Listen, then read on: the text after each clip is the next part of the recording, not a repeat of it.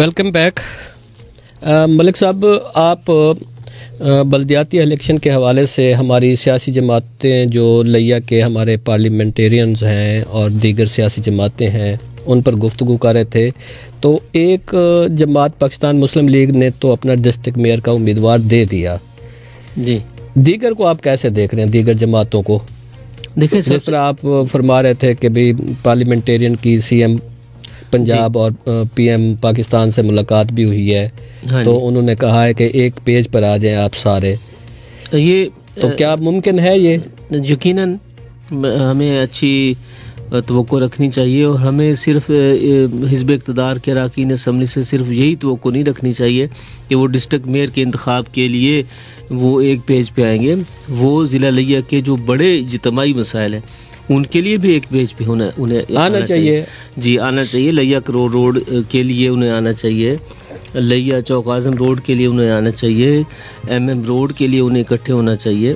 उसके बाद लिया को सी पैक से मिलाने के लिए, मोटरवे शोरकोट से मिलाने के लिए एक पेज पे आना चाहिए।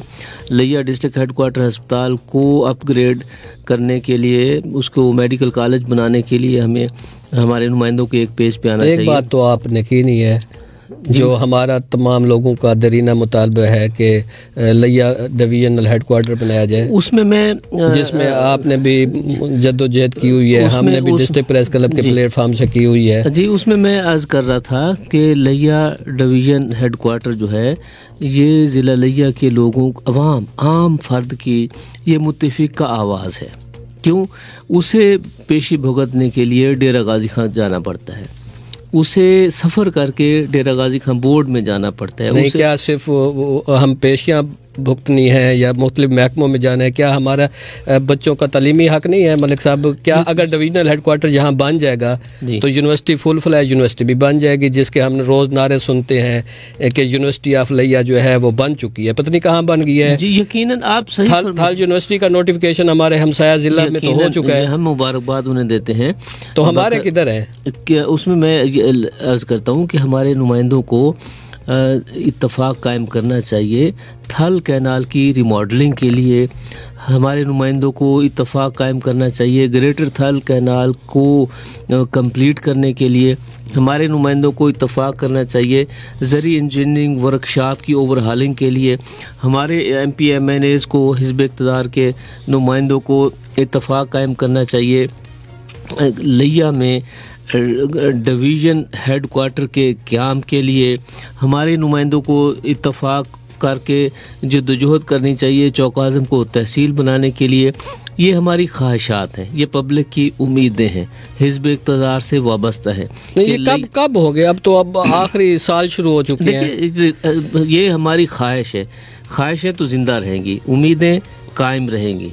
ठीक है, हम तवक्कुआत वाबस्ता रखेंगे और ये शम्मा जलाते रहेंगे कि ये होना चाहिए। ये हमारे आने वाले, ये हमारी नहीं, हमारे आने वाले बच्चों की भी ये जरूरत है। हमारे बच्चों के मुस्तकबिल इससे वाबस्ता है। ये हमें यूनिवर्सिटी मिलेगी तो हम, हमारे बच्चे जो हैं, देखिए ना, इस महंगाई। आज मैंने स्पीच सुनी है हमारे मुआविन ख़ुसूसी से रफ़ाकत गिलानी की। उन्होंने कहा कि मैं लिया की आवाम को खुशखबरी देता हूँ, 2 बड़े मंसूबे यहाँ मैं लाया हूँ। वज़ीर आज़म पाकिस्तान और वज़ीर आला पंजाब के उससे मेहरबानी से, एक उन्होंने मदर एंड चाइल्ड हॉस्पिटल की बात की है, दूसरा उन्होंने यूनिवर्सिटी ऑफ लिया की बात की है। मैं तो हैरान हो गया, यूनिवर्सिटी ऑफ लिया अगर बन चुकी होती या कोई उसका सिस्टम चल पड़ा होता तो उसका नोटिफिकेशन तो बाहर लाते। ये सिर्फ ऐसे खाली खोली जब से वो MPA बने हैं, हमारे दीगर जो मेंबरान असम्बली, हम यही सुन रहे हैं कि यूनिवर्सिटी ऑफ लिया बन रही है। देखिए, मेरी बात सुने, गिलानी साहब हमारे लिए काबिल एहतराम हैं और वो डिस्ट्रिक्ट हेडक्वार्टर से MP हैं और मुआविन ख़ुसूसी हैं वज़ीर आला पंजाब साहब से। वो जो फरमाते हैं कि मदर एंड चाइल्ड अस्पताल शुरू हो गया, आपको नज़र आता है? नज़र आ रहा है, नज़र आ रहा है, वो शुरू हो गया। ठीक है जी, उस पर काम जारी है। यूनिवर्सिटी की बात वो उन्होंने फरमाई है, हमें 100% यकीन है कि वो अपने इस दावे को सच साबित करेंगे। उसी तरह दावे को सच साबित करेंगे जिस तरह उन्होंने लिया डिवीजन के वाले से हमें नोटिफिकेशन की कापी दी थी। तो क्या वो सिर्फ वही थी ना बस? नहीं, उसके ऊपर फर्दर कोई चीज? देखिए फर्दर ऐसी कापी तो हमें माहर इजाज़त सलाना ने भी दी थी, याद आता है आपको? देखिए ये हमारे, देखें हमें अच्छी उम्मीदें वाबस्ता रखनी चाहिए। 30 साल बाद लिया में तौसा पुल बन गया ना जी? हाँ, बन चुका है। ठीक है। हाँ। अब अगले 5 साल में रोड भी बन जाएंगे, तो 35 साल में हम लिया तौसा पुल बनाने में कामयाब हो गए ना जी? बिल्कुल। तो इंशाल्लाह ये तो इसका ऐलान उस वक्त हुआ था 1985 में हुआ था। हाँ, जब वजीर आला थे मियाँ नवाज शरीफ। ये 1985 में हुआ था। कोटला हाजी शाह में जो है ना वो जलसा आम हुआ था। ये 35 साल में इसका जो है वो अब आपको नजर आ रहा है ना जी? हाँ। तो इंशाल्लाह ताला अगले 35 साल में ये बनेगा। लिया में यूनिवर्सिटी बनेगी, अगले 35 साल में लिया में मेडिकल कॉलेज बनेगा, लिया डिवीजन बनेगा, लिया सी पैक में शामिल होगा। ये सारे काम हो गए। आप जल्दी क्यों करते हैं? थोड़ा सब्र कर ले। हमारे हिज़्ब इक़्तिदार के अरकान असम्बली इंशाअल्लाह ताला ये बाहमी इत्तफाक कायम करके ये अभी आपको इस साल 1.5 साल में ये सारे काम हो जाएंगे। हाँ, अलबत्ता आपके मुंह में घी शक्कर अगर ऐसी बात है तो उससे पहले हम ये जरूर चाहेंगे कि चौकाज़म जो तहसील वाला इशू है वो तो बन रहा है, मगर ये देखें उन्होंने चौकाज़म नेशनल बैंक जो है उसको चौक सरवर शहीद में शिफ्ट करने का ऐलान कर दिया है। ऐलान नहीं कर दिया, शिफ्ट हो चुका है दूसरे लफ्जों में। उसमें हमारे MP साहब लाला ताहिर रंधावा साहब ने वज़ीर आज़म साहब से शिकायत की है, तहरीरी तौर पर दरख्वास्त भेजी है कि नेशनल बैंक को चौकाज़म से ट्रांसफ़र ना किया जाए। ठीक है, और हमें उम्मीद है वो तो MP लाला ताहिर रंधावा तो कहते हैं यहाँ तमाम महकमे होंगे। वो एक बैंक जो कौमी बैंक है, नेशनल बैंक, वो कोशिश कर रहे हैं ना जी।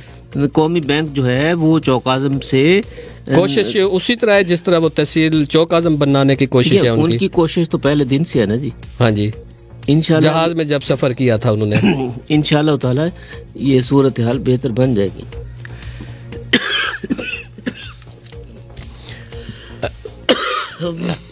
मलिक साहब, आप क्या देखते हैं कि मुस्तकबिल करीब में जी ये अपना मुत्तफिका उम्मीदवार दे देंगे? ये अपना मुत्तफिका उम्मीदवार दे देंगे।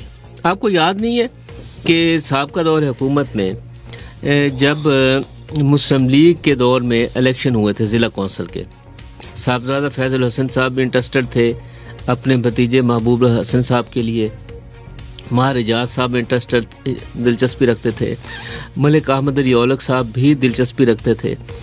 तो जब मलिक उमर अली औलख साहब को नामजद किया गया तो आपको याद नहीं है कि फिर क्या हुआ? फिर वही कुछ हुआ कि भाई मलिक उमर औलख चेयरमैन बन गए। तो कोई उनके मद्दे मुकाबला आया कोई उम्मीदवार नहीं? तो आप समझते हैं अब भी यही कुछ होगा? जी, यह एक ही नुस्खा है, एक ही नुस्खे से सबका इलाज होगा। वही नुस्खा पुराना, वही पुराना नुस्खा इस दौर में भी चलेगा। वही इलाज का नुस्खा ही एक ही है कि नामजदगी होगी। देखिए उन्होंने वज़ीर आज़म साहब ने आपके नुमाइंदों को एक मौका दिया है मिल बैठने का। अगर ये मिल बैठेंगे तो बड़ा अच्छा है, नहीं मिल बैठेंगे तो फिर ऊपर से नामजदगी आ जाएगी और इनको कबूल करना पड़ेगा। मलिक साहब